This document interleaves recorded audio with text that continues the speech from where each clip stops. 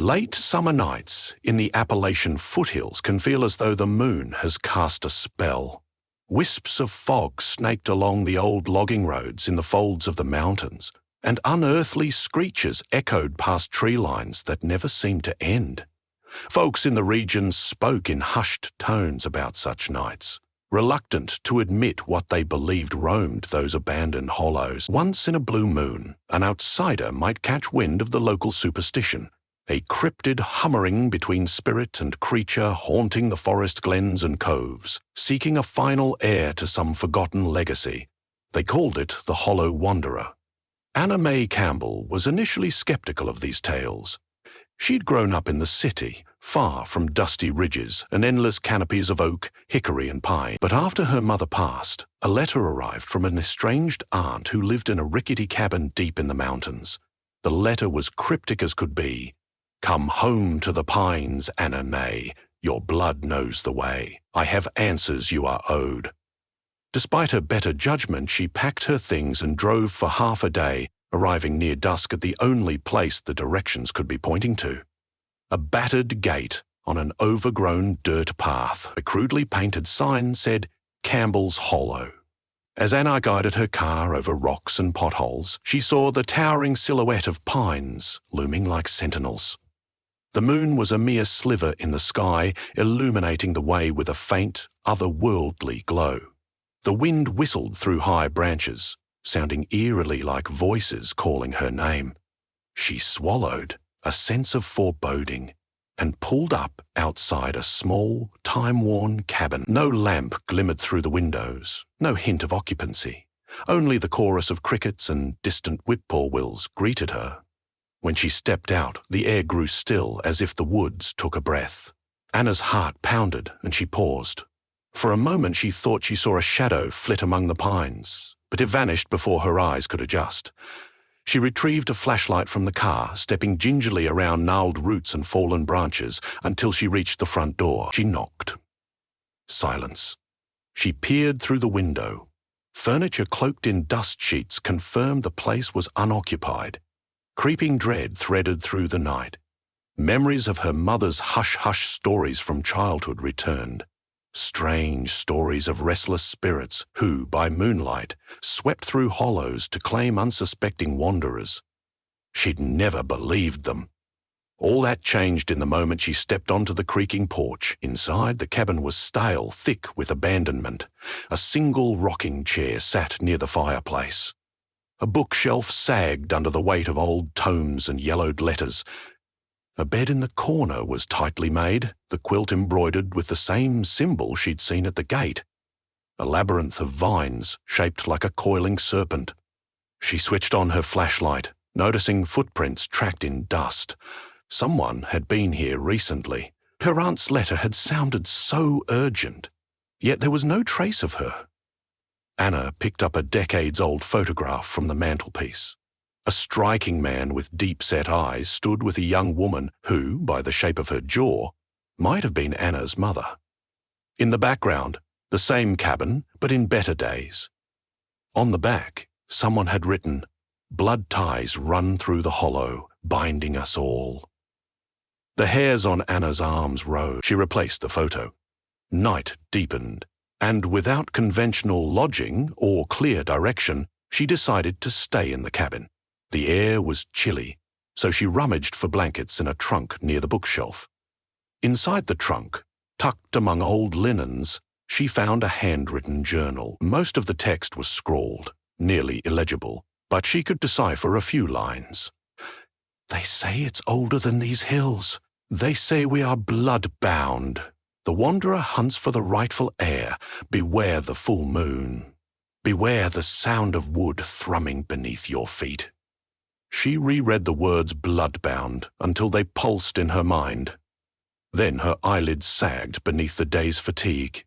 She pitched her sleeping bag on the old floor and tried to rest. Her dreams were disjointed, half-seen silhouettes drifting among firs, strange flickers of moonlight, and the distant wail of something that barely sounded human. Sometime in the middle of the night, she jolted awake to a scraping sound along the porch. She froze, listening. Another scrape. It was close now, moving towards the front door as if someone or something dragged a branch across the floorboards. Her heart throbbed in her chest. With trembling hands, she reached for the flashlight. In that moment, the doorknob rattled. She sucked in a panicked breath as the door opened just a crack. A gust of cool air whisked into the cabin, and with it came a gentle moan of the wind. Then, just as suddenly, the door eased shut. The scraping sound receded, and silence fell. She found no more sleep that night. At dawn, she forced herself outside, searching for footprints or any sign of the midnight visitor. The dew-laden porch glistened, but no tracks caught her eye. No prints marred the soil by the steps. It was as if the presence had never been there. Yet she could almost still hear the scraping echo in her ears. Knowing her aunt must hold more clues, Anna locked up and hiked along a narrow path behind the cabin that led deeper into the hollow. Moss-covered stones marked an old burial site, their inscriptions badly worn. Among the toppled headstones, she found a cryptic epitaph. A wanderer in these woods never dies, but forever roams in search of that which was lost. Her stomach tightened. Perhaps these were the graves of her ancestors, and perhaps the cryptid was no mere tale. She pressed on, branches snapping underfoot. The forest was strangely oppressive, with thick, gnarled roots twisting across the trail and the hush of pines looming overhead. Now and then, a far-off rustling echoed, sounding like footsteps.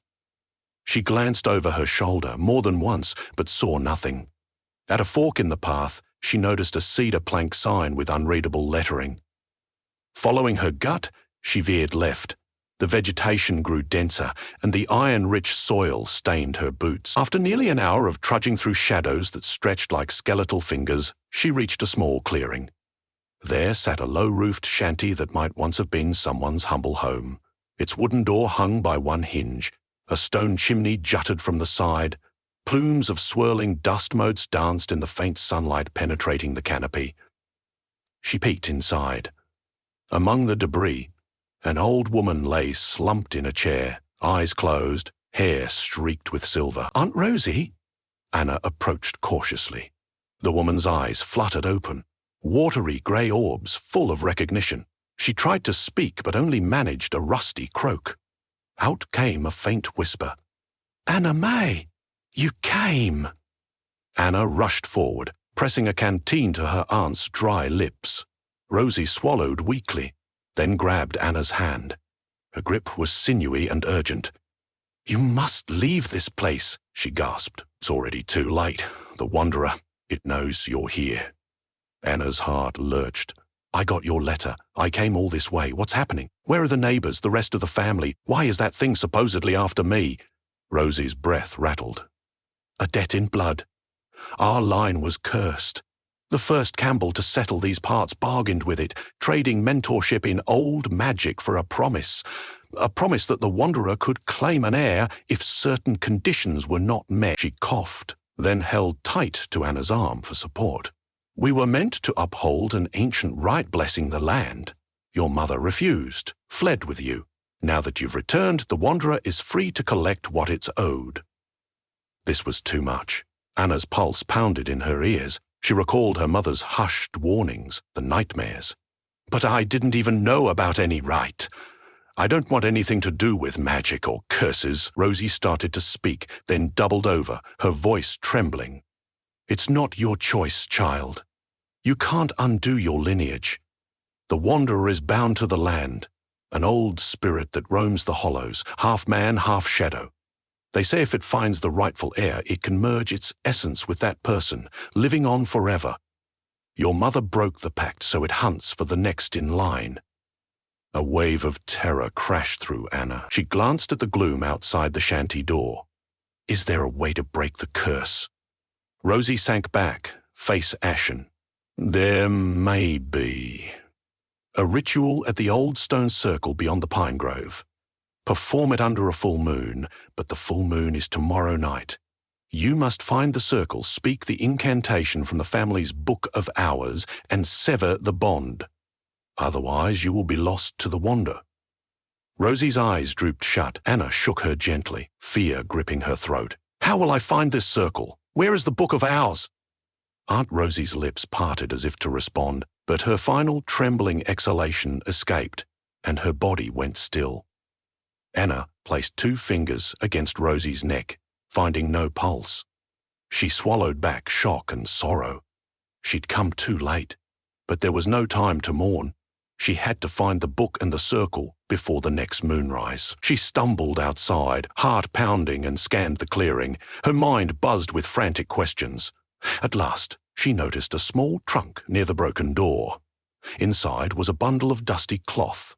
She unwrapped it, finding a battered, leather-bound volume. The cover bore that same coiling serpent symbol. Trembling fingers parted the book. The first page read, "Book of Hours for the Campbell bloodline. May these words protect us." She stuffed it into her backpack and headed back into the woods, eyes darting at every rustle. The day was only half over, but the forest felt claustrophobic, pressing in from all sides. On her way, she glimpsed a shape in the distance, tall and gaunt, weaving through the trees. A low, eerie lament hummed across the hush. She muffled a gasp, brandishing her flashlight like a weapon, though it was daylight. The shape vanished behind a thick trunk, leaving faint swirl patterns in the mist. That had to be the Wanderer. Holding her breath, Anna quickened her pace, retracing steps to the cabin. She felt safer there, if only slightly. Once inside, she inhaled shakily, set the Book of Hours on the table, and flipped through pages of cramped script and arcane symbols. One section described a ritual that must be performed in a ring of stones erected by the region's earliest settler. The instructions required an offering of blood from the rightful heir, recitations under the direct moonlight, and certain runic gestures that aligned with the forest's energy. The text repeated a dire warning. If the ritual was interrupted, the Wanderer's claim would become permanent. The final lines read, "To sever the bond is to deny the Wanderer a future host. Its rage will be fierce, and it will stop at nothing to take back what it believes is owed." Anna's eyes lingered on that phrase, "stop at nothing." She spent what remained of daylight searching for references to the stone circle's location. Old diaries, crumbling family records, half-obliterated maps. Around dusk, she found a clue in a margin note. Trail behind the orchard, past the old well, across the ravine. It mentioned an orchard, which she'd not yet seen. The ravine, as a landmark, suggested it was well beyond the cabin. Her stomach roiled, but she forced down dried fruit and water, steeling herself for the night ahead. She decided to wait until morning to locate the orchard, do the final search in daylight, and prepare for the ritual the following evening. The upcoming night, after all, was not yet the full moon. She just had to make it through until dawn again without an encounter. That evening, she barricaded the cabin door with furniture and set a few flickering candles. Outside, the wind picked up, rattling branches like bones. She sat in the rocker, the Book of Hours in her lap, reading the incantation over and over to memorize each syllable. The flickering candlelight made the pages seem alive, the words dancing with ominous power. Close to midnight, she heard the faint rustle of something circling the cabin. It came and went like a breeze, but each time, the hair on the back of her neck stood on end. At one point, there was a dull thud against the wall, and she stifled a scream. It felt deliberate, a predatory reminder that she was being stalked. Though her heart hammered, she held her ground until sunrise painted the horizon grey and the restless presence withdrew. She emerged from the cabin at first light, mind foggy with exhaustion. She followed faint traces of a path behind the building that led her past a grove of apple trees, though they hadn't borne fruit in a long while. That must have been the orchard once. She kept on, combing through wild undergrowth until the ground sloped downward. A small well made of stacked stones, half collapsed, peeked from the brambles. She paused, scanning for the trail that would lead her across the ravine. A glimpse of sunlight reflected on a trickle of water below.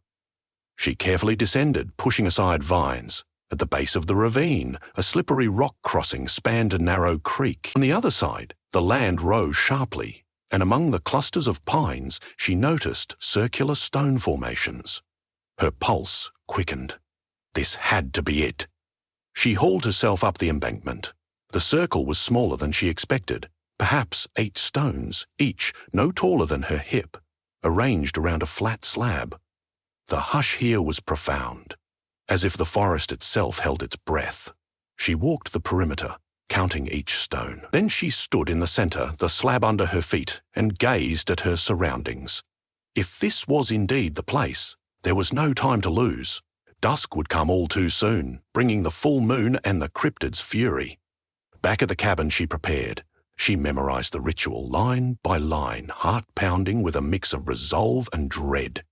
She found a small paring knife in a kitchen drawer for the blood offering. If she succeeded, the wanderer would be banished. If she faltered, she might become its vessel. With trembling hands, she packed supplies: the Book of Owls, candles, matches, the knife, an old canteen of water, and a heavier flashlight. Twilight arrived in a flash of gold and purple, the sky soon giving way to the vastness of night. The full moon rose like a great white eye, casting everything in spectral silver. Anna set out for the circle. Her footsteps felt oddly loud on the soft earth, and each time the wind rustled, she whipped around, expecting to see the gaunt figure. By the time she reached the stones, sweat had matted her hair to her forehead, despite the cool air. She lit 4 candles, placing them around the circle as described. The Book of Hours lay open on the slab. With careful precision, she pricked her index finger, letting a few drops of blood fall onto the center stone. Then she began the incantation. Watcher of these hollows, hear now the rightful heir. By blood I stand, to end this bond, to free this land from haunting despair. A chill wind spiraled through the circle, flickering the candles. Anna's voice shook, but she continued the chant, repeating the words in rhythm. She felt a pull in her chest, as if the forest itself were reaching for her. She closed her eyes, feeling a surge of energy swirl around her limbs like living currents. Then a low moan, part wind, part beast, echoed through the trees. The candles sputtered. Her eyes snapped open. At the edge of the circle, in the shadows, she saw it. The hollow wanderer. Pale moonlight revealed a tall figure, limbs impossibly long, a face half concealed by darkness.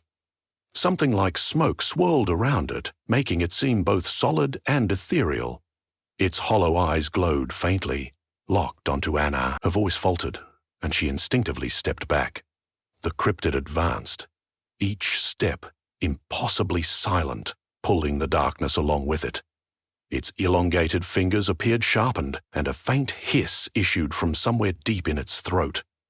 The figure raised one hand towards her, as though beckoning. Hannah squeezed her eyes shut, forcing herself to continue the incantation. The presence of the wanderer thickened, pressing at her senses. She forced the words out with every bit of will she had. By tides of blood I pry your hold, break the chains, and still the old. No host remains for your cursed soul.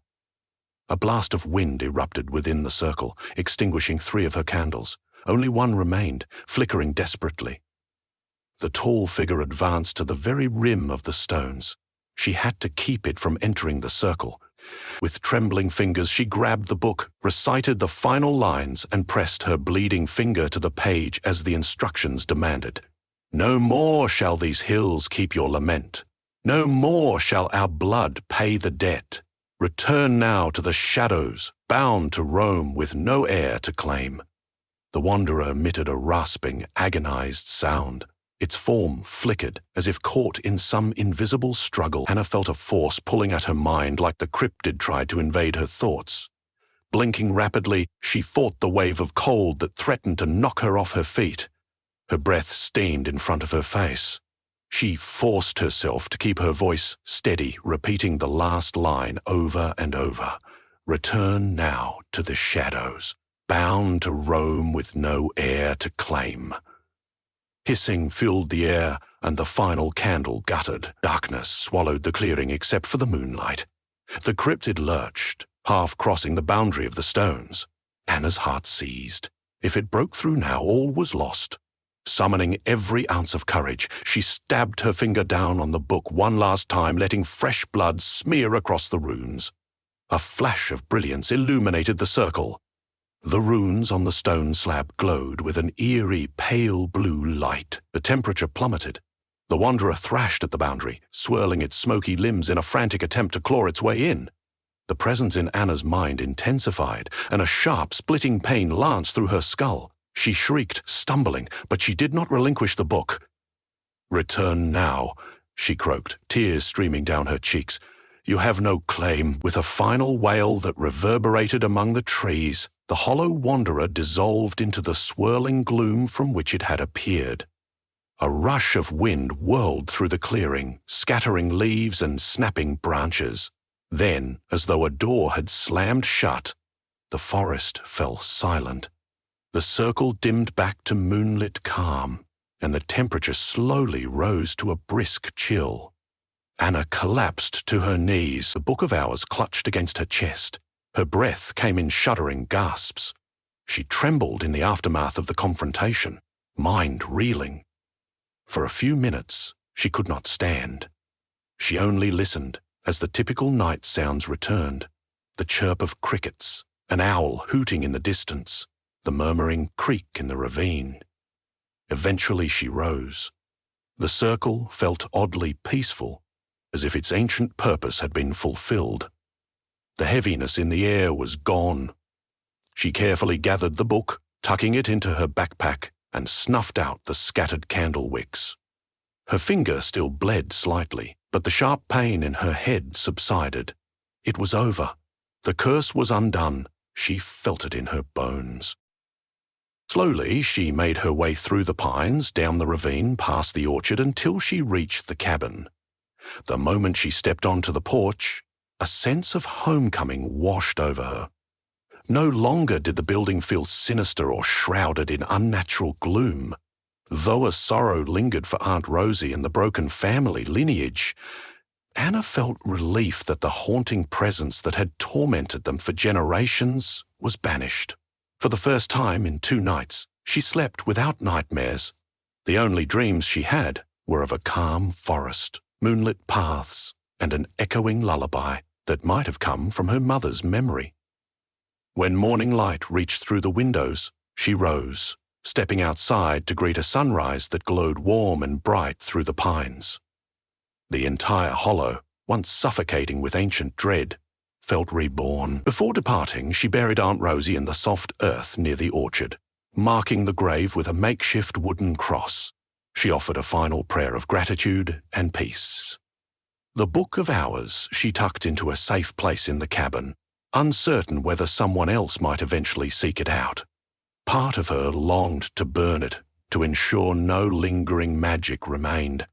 But she had no desire to meddle further. Better to leave it there for any future Campbell who might need to understand the family's burdens and blessings. She closed up the cabin as best she could, locking the old door. The cryptid was gone, but the hollows breathed with old secrets, and one never knew what else might stir in the moonlight. She took a final look at the grand sweep of pines, the gnarled roots beneath them. Although she'd grown up away from here, something in the land felt like home, perhaps finally, free of the ancient curse. After returning to her car, she navigated the winding dirt road out of Campbell's Hollow, at last seeing the landscape in full sun. Autumn was creeping into the leaves, painting them golden, promising a transformation.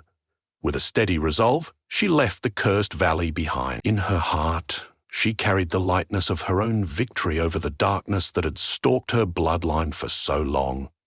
She did not know exactly what her future held, but she felt certain that the wanderer banished to the depths of some hidden realm would never again find its heir.